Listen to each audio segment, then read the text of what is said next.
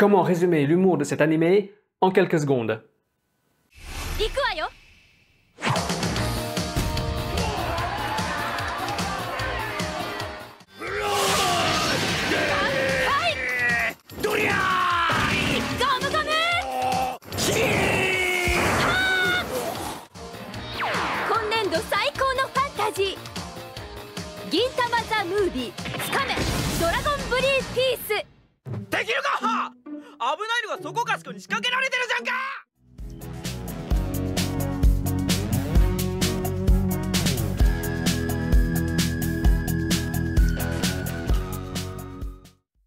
Bonjour à tous, bienvenue sur la chaîne, je suis Aïta.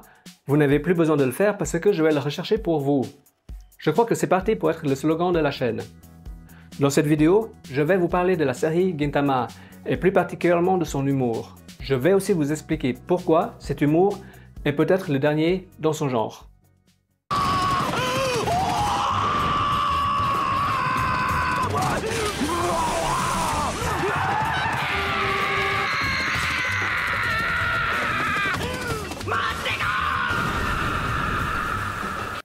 Mais avant d'aller plus loin, merci à ceux qui vont s'abonner à la chaîne, qui like ou qui partagent les vidéos.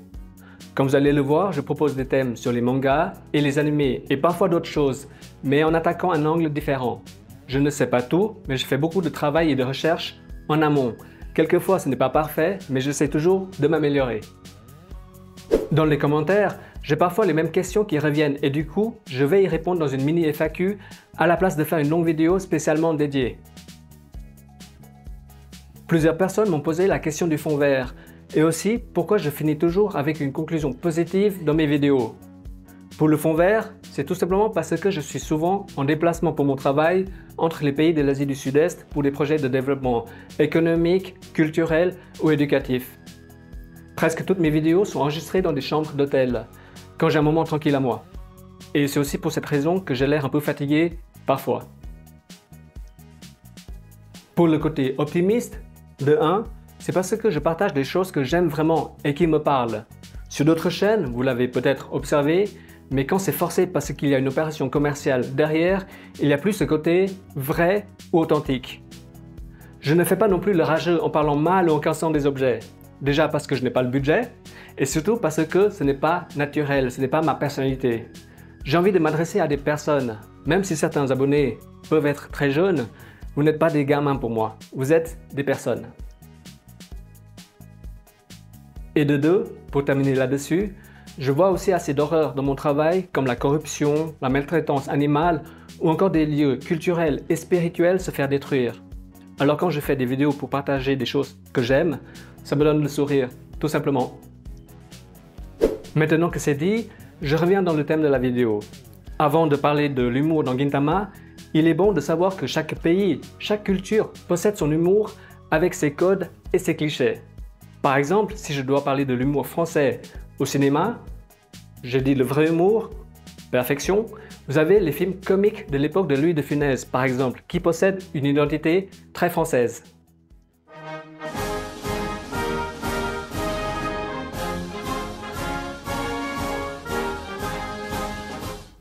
Pour résumer facilement ce mécanisme, le scénario se construit souvent avec des intrigues simples et des actions basées sur des quiproquos ou des situations cocasses.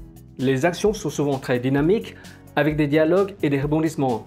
Le cinéma américain possède aussi ses comédies, comme les films « Y a-t-il un pilote dans l'avion ?» ou encore « Y a-t-il un flic ?» En plus d'utiliser le mécanisme que j'ai cité précédemment, ces films ajoutent en plus des parodies de passages cultes d'autres films.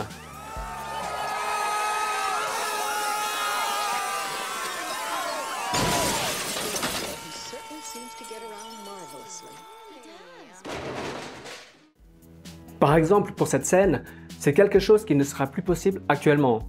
Mais je ne suis pas un spécialiste ou un chroniqueur cinéma, et je pense que d'autres chaînes en parleront beaucoup mieux que moi. Les codes de l'humour japonais et ses clichés, pour la grande majorité comme vous et moi, nous l'avons appris dans les années 80 et 90 grâce à des séries comme Dragon Ball, Lamu, Nicky Larson ou encore le collège Foufoufou.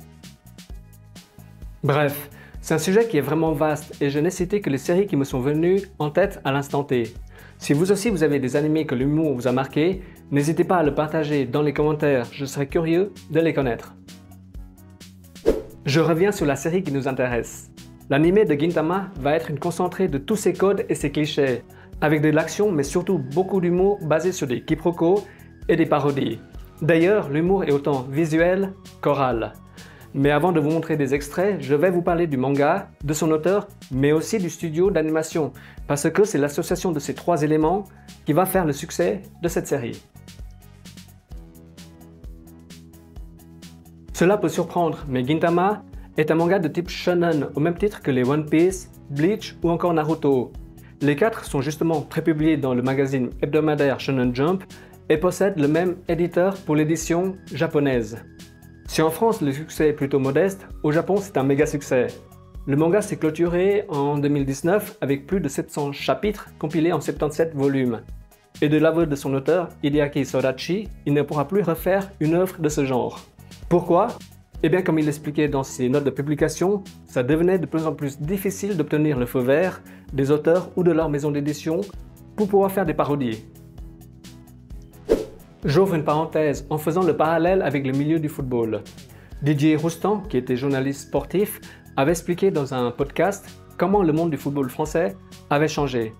Avant, quand un journaliste voulait contacter directement un footballeur pour une interview privée, souvent ça se faisait de manière simple autour d'une assiette au restaurant. Mais vers les années 2000 et encore plus ces dernières années, ça a changé. Il faut maintenant passer par le club qui va dépêcher un attaché de presse qui va vérifier chaque phrase et chaque mot. Parfois, il y aura même un avocat qui sera présent pendant l'interview parce que tout doit être contrôlé. Eh bien, c'est devenu presque la même chose dans le milieu éditorial du manga au Japon. Avant, quand l'auteur de Gintama voulait faire la parodie d'une série, il contactait directement ses confrères pour avoir leur feu vert. C'était simple et spontané. Mais sur les dernières années, il devait souvent passer par les maisons d'édition des autres séries avant de pouvoir réaliser une parodie. Parfois, on lui demandait même de présenter une ébauche. Et tout ça allait à l'encontre de sa créativité artistique. Maintenant, je vais parler de la partie la plus importante, l'adaptation de Gintama en animé. La série possède un charme et un côté incroyables qui n'avaient jamais été vus ailleurs en matière d'humour et de parodie. Premièrement, grâce à la direction du studio Sunrise, qui a accordé à l'équipe d'animation de Gintama une liberté presque totale. Dans un reportage, quand l'anime s'est terminé, les membres du staff eux-mêmes disaient que leur travail était unique. Ils proposaient des idées et presque à chaque fois, les grands chefs du studio disaient « Amen ».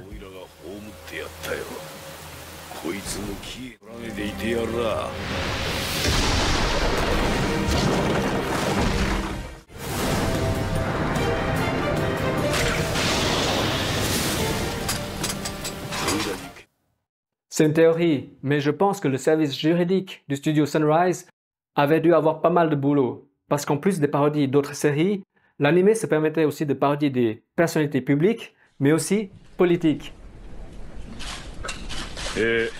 本日はお忙しい中、完結しなくてすみませんでした。 Pour les parodies d'autres séries, Gintama reprenait les situations pour les tordre dans leurs contradictions.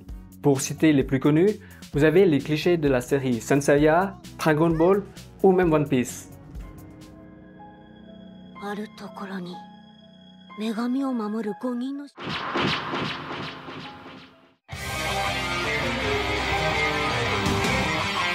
れから少年たちはクソ長え12宮殿へ続く階段を延々と登り続けて夏休みも吹っ飛んだある。それ怪談話っていうかセントセイヤ。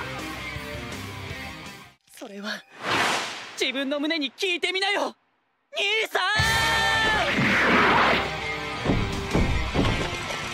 かかったねアンドロメダの網から。ここで死ぬ。それはお前だ。どんなそれはお前だの使い方。なんで肝心なところでセイントセイヤ。 Et puisque nous sommes dans les shonen, la série va même taper sur le magazine Shonen Jump, qui a tendance à organiser un sondage de popularité qui ne sert presque à rien. Parce que c'est toujours les héros qui arrivent en tête du classement. Et dans les épisodes 182 à 184, ce top va provoquer une bagarre avec les personnages mal classés à cause de la jalousie. 誰が誰を狙ってるとかそんなこともう関係ないんだ。奥より下の人たちはもうみんな敵。逃げたぞ、捕まえろ。あいつを引きずり下ろせば一つ順位が上がるよ、てめえら。おい、オーダー。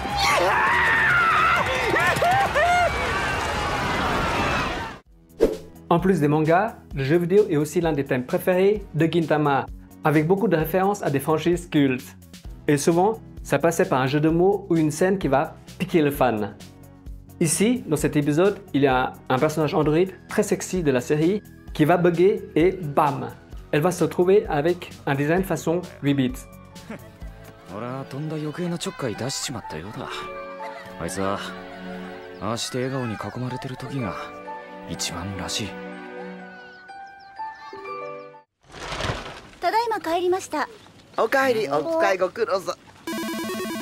あ、銀時様、おはようございます。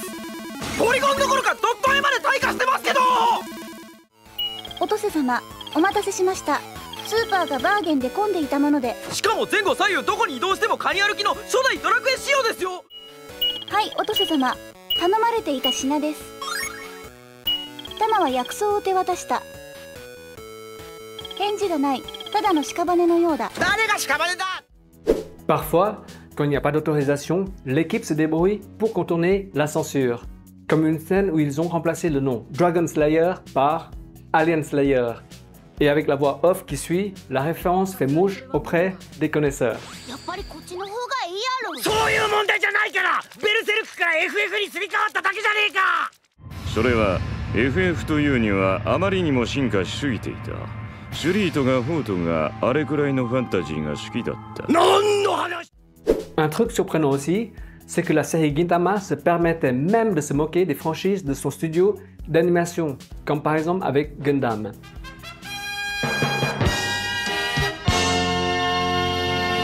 連邦軍つうかただの連邦軍じゃねえか。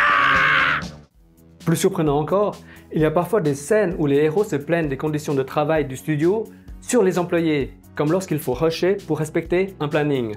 Je vous laisse imaginer, vous êtes journaliste et vous faites un article sur votre patron pour le critiquer ou pour critiquer votre lieu de travail. Là, vous risquez de vous faire virer sec. Mais dans Gintama, ça passait parce que c'était de l'humour et de l'autodérision. Comme vous l'avez compris, la grande force de Gintama vient de son adaptation en animé et de sa réalisation. L'humour du manga a été sublimé par des mises en scène dynamiques et aussi un doublage exceptionnel et de qualité. Ce qui est fort, c'est que les parodies ne sont jamais gratuites ou insultantes vis-à-vis de l'œuvre originale. Ce qui est triste par contre, c'est qu'avec la fin de Gintama, il n'y aura plus ce genre d'humour et cette parodie, parce que la société a changé et les mœurs aussi. 優しく実験してね。ちょ待って、キュウメイさん、そんな事件したら僕は。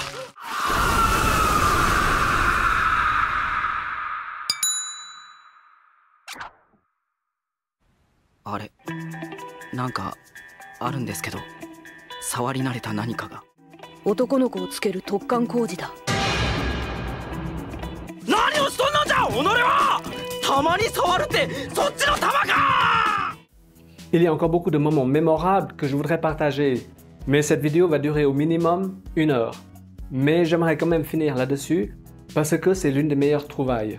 Dans cette scène, il y a un personnage qui va paniquer parce que l'auteur du manga et le directeur artistique de l'anime sont en désaccord et que l'épisode doit être réalisé. Là, nous comprenons que l'équipe va devoir travailler sans leur responsable. À ce moment, vous avez le générique qui se lance, sauf que toute l'intro va être réalisée sur Microsoft Paint. Ah, il fallait l'oser. 終わった、また終わったぞ。どうすんだこれ。今週まだあと20分以上残ってんぞ。どうすんだ。